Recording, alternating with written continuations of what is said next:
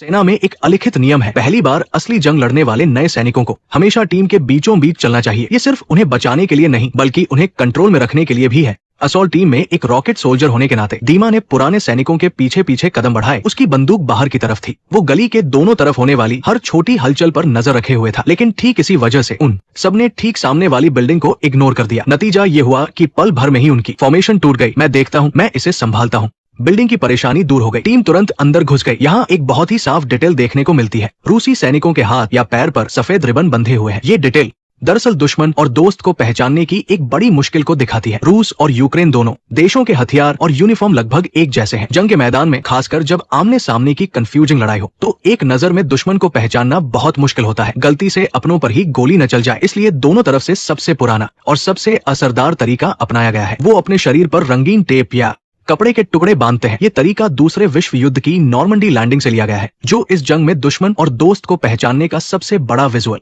Code बन गया है। इस रेडिश या मूली का मतलब आर्मर पियर्सिंग शेल है। कभी कभी वे पेंसिल चिल्लाते हैं, जिसका मतलब खतरनाक ग्रेनेड होता है। अलग अलग कोड अलग अलग तरह के हथियारों को दर्शाते हैं। रिलोडिंग पूरी हुई। दीमा रॉकेट लॉन्चर उठाकर टैंक से टकराने जा ही रहा था कि म्यूजिशियन ने उसे झपट लिया, क्योंकि दीमा के पास करने के लिए एक और जरूरी काम था, और वो था अपनी माँ को बचाना। उस बूले आदमी के इस कदम ने पल भर में ही जंग के मैदान की दोस्ती को एक नई ऊंचाई पर पहुंचा दिया, लेकिन इसकी कीमत उसे अपनी जान देकर चुकानी पड़ी। म्यूजिशियन को दर्द महसूस करने का मौका तक नहीं मिला और वो मारा गया। पास ही मौजूद वैन और दीमा के कानों में कुछ सेकंड तक भिनभिनाहट होती रही। फिर उन्हें होश आया। वैन ने जल्दी से दीमा को अपने पीछे पीछे कमरे में चलने का इशारा किया। आखिरकार उनकी लोकेशन अब सामने आ चुकी थी। अगर टैंक ने एक और गोला दागा तो उनकी जान नहीं बचेगी। दोनों लोग एक के पीछे एक करके सेकंड फ्लोर पर गए। संकरी गैलरी आमने सामने की लड़ाई में सबसे खतरनाक जगह होती है। ऐसे माहौल में भारी हथियारों का इस्तेमाल नहीं किया जा सकता। इसे अक्सर ताकत और दिमाग की लड़ाई कहा जाता है। इसमें सब कुछ आपकी टाइमिंग और रिएक्शन स्पीड पर निर्भर करता है। अगर दीमा ने दुश्मन से एक सेकंड पहले पलटकर उसके हथियार को मजबूती से नहीं रोका होता तो दोनों इस बार नहीं बच पाते। अलर्ट वैन ने सही मौके पर बर्स्ट फायर मोड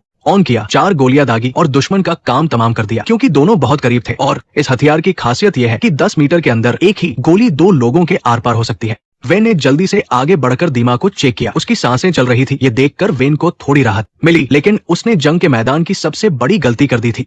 कमरे को पूरी तरह चेक किए बिना ही उसने अपनी चौकसी कम कर दी थी। बस एक पल के लिए मुड़ते ही उसे एक गोली लग गई। वेन की मौत आमने सामने की लड़ाई का एक बड़ा सबक है, और यह दीमा के लिए जंग में समझदार होने का एक कड़वा अनुभव भी था। अपनी आंखों के सामने अपने 2 सबसे करीबी साथियों को खुद को बचाते हुए मरते देख दीमा का दिल एकदम से दहल गया। इस वक्त वो सिर्फ मरने का नाटक कर सकता था और फिर अचानक हमला करने की सोच सकता था। ध्यान दे, यहाँ 2 खास डिटेल्स है। पहला, दुश्मन के सिर पर लगा पीला टेप। पीला और बाद में दिखने वाला नीला टेप दोनों ही इस सीरीज में अलग अलग ग्रुप्स को पहचानने के रंग है। इसके अलावा उनके पास एक हरे टेप वाली यूनिट भी है। ये भाड़े के सैनिकों या स्पेशल फोर्सेज को दिखाती है, लेकिन अभी तक इसकी कोई पक्की जानकारी नहीं मिली है। दूसरा, दीमा के हाथापाई के दौरान इस्तेमाल किए गए हथियार पर ध्यान दे। उसका मुंह और दांत मौत के सामने काटना इंसान का सबसे पुराना हमला करने का तरीका है।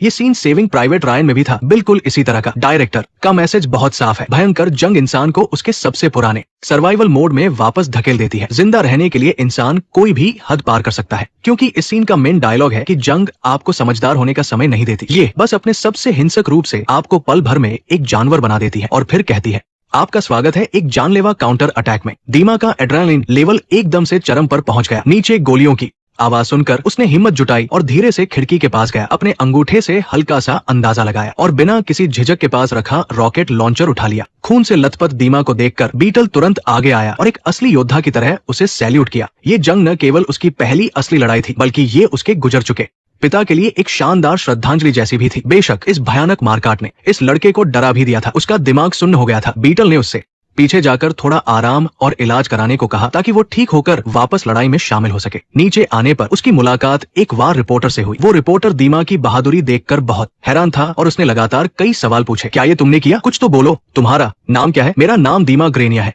तुम जंग से पहले क्या करते थे? म्यूजिक सीखते थे? नहीं, दीमा जवाब नहीं दे पाया, क्योंकि वो अभी तक उस खौफ से बाहर नहीं आया था। एक इंटरनेट स्टार से पूरी तरह एक फौजी बनने तक, एक नए रंगरूट से पहली असली लड़ाई खत्म करने तक का सफर। इस भयानक तजुर्बे ने उसे अपनी सारी उम्मीदों को छोड़ने पर मजबूर कर दिया। ये आगे चलकर आजोवस्टल स्टील प्लांट में घुसकर अपनी माँ को बचाने की कहानी की एक बड़ी नींव थी। ये देखकर कि दीमा शांत होकर जवाब देने की हालत में नहीं है, रिपोर्टर ने आराम से गुड बाय कहा और दूसरे सैनिकों का इंटरव्यू लेने चला गया। बेस पर वापस लौटते समय डीमा की मुलाकात ड्रोन सेट कर रहे 3 साथियों से हुई। वो लोग विदेशी भाषा में लिखे मैनुअल को देखकर परेशान थे। डीमा ने आगे बढ़कर उनकी मदद की और ट्रांसलेटर बन गया। क्योंकि वो कई सालों से ग्लोबल टिकटॉक पर वीडियो बनाता था, इसलिए उसे चीनी भाषा की थोड़ी बहुत समझ थी। उसने मैनुअल के कुछ पन्ने पलटे और जल्दी ही समझ गया कि ड्रोन कैसे उड़ाना है। उसके कंट्रोल करते ही ड्रोन धीरे धीरे उड़ा और अगली गली की तरफ गया। कैमरे की फुटेज से उन लोगों ने देखा कि वहाँ एक बख्तरबंद गाड़ी और कई दुश्मन सैनिक मौजूद थे। साथियों ने देखा कि दुश्मन वहीं पर जमा हो रहे हैं, तो उन्होंने बिना कुछ सोचे तुरंत बेस से बैकअप के लिए कॉल किया। यहाँ देखते ही जैसे ही दुश्मन की सेना पास की बिल्डिंग में घुसी, डीमा के हाथ काम गए और उसने ड्रोन को पेड़ पर क्रैश कर दिया। उसके साथी हैरान थे कि उसने ऐसा क्यों किया। उसने कहा कि बस उसके हाथ कांप रहे थे, लेकिन असली वजह ये थी कि उसका घर उसी बिल्डिंग में था। उसकी माँ शायद अभी वही थी। उसे डर था कि बम पूरी बिल्डिंग को ही न गिरा दे। उसे डर था कि उसकी माँ मलबे में दबकर मर जाएगी, इसलिए उसने ऐसा किया। ये जंग है, उसकी एक माँ है, तो क्या टीम के बाकी सैनिकों की माँ नहीं है? वो ड्रोन उसके साथी की पत्नी और बच्चों ने अपने आखिरी पैसे जोड़कर खरीदा था। अगर डीमा की भावुकता के कारण वो ड्रोन खो गया, तो आगे गली की लड़ाई में कई हजारों सैनिकों की जान जा सकती है और तब रोने वाले अनगिनत परिवार होंगे। गुस्से में उसके साथी ने उसे वो ड्रोन वापस लाने का आदेश दिया। अगर वो ड्रोन नहीं लाया तो उसे वही गोली मार दी जाएगी। दुश्मन के इलाके में अकेले जाना मौत के मुंह में जाने जैसा था। डीमा धीरे धीरे आगे बढ़ा और आखिरकार अपनी बिल्डिंग के पास पहुंच गया। लेकिन इससे पहले कि वो कुछ करता, उसे एक जाना पहचाना चेहरा दिखा। वो उसकी आंटी येवना थी, जो बचपन में उसे खूब प्यार करती थी। इस वक्त आंटी येवना बिल्कुल बेसुध सी लग रही थी। वो पानी का बर्तन घसीटते हुए सड़क पर चल रही थी। डीमा ये देखकर बहुत घबरा गया, क्योंकि अभी अभी पास की बिल्डिंग में दुश्मन के सैनिक घुसे थे। वो चाहता था कि आंटी छुप जाए, लेकिन उसके बार बार चिल्लाने पर भी उन्होंने कोई जवाब नहीं दिया। मजबूरी में उसे भागकर उनके पास जाना पड़ा ताकि वो उन्हें वहां से भेज सके। फिर वो पास के एक बड़े पेड़ की ओर भागा। अच्छी बात ये थी कि डीमा काफी फुर्तीला था और वो तुरंत पेड़ पर चढ़ गया। लेकिन जैसे ही उसने ड्रोन हाथ में लिया, तभी गोलियां चलने लगी। नीचे छुपकर बैठा एक ब्लैक सैनिक उन्हीं की टीम का था। वो इंटरनेशनल ब्रिगेड का सैनिक था, जिसका कोड नेम जॉन था। ये किरदार हॉलीवुड फिल्मों की तरह जबरदस्ती नहीं डाला गया था। असल जिंदगी में भी